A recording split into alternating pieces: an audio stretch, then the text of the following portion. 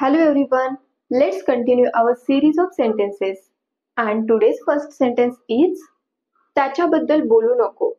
तुम्ही एकमेकांसोबत बोलत आहात किंवा तुम्ही कोणासोबत तरी बोलताय आणि ती व्यक्ती कोणाबद्दल तरी बोलतीये आणि तुम्हाला बोलायचंय की त्याच्याबद्दल बोलू नको.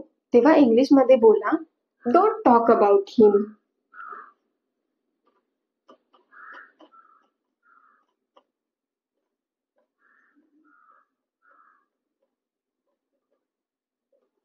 Don't talk about him. जर त्याच्याबद्दल ऐवजी तुम्हाला बोलायचं आहे की तिच्याबद्दल बोलू नको तर तुम्ही काय बोलणार आहात? डोंट टॉक अबाउट हर. त्याच्याबद्दल बोलू नको, डोंट टॉक अबाउट हिम. तिच्याबद्दल बोलू नको, don't talk about her. Then next sentence is माझे पैसे हरवले. I lost my money.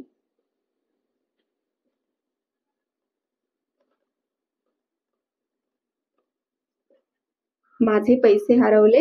I lost my money. तो माझ्याबद्दल बोलत होता. He was talking about me.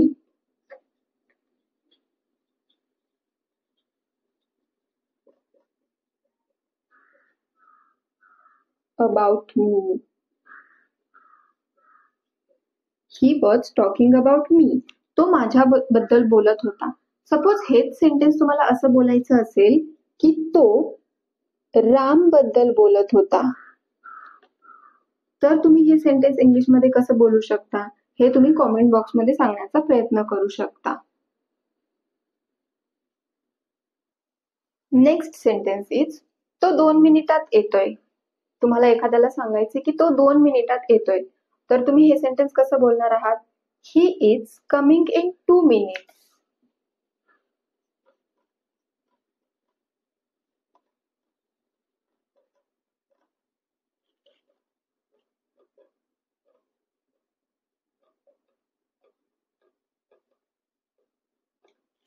He is coming in 2 minutes.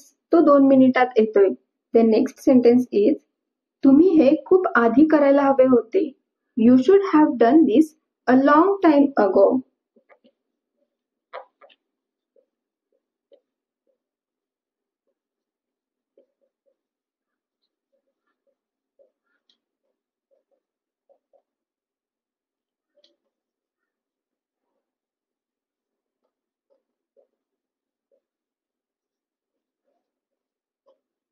तुम्ही हे खूप आधी करायला हवे होते. You should have done this a long time ago. You should have done this a long time ago. अशा प्रकारे तुम्ही रोजच्या बोलण्यातील वाक्यांची प्रॅक्टिस करू शकता. Thank you and keep practising.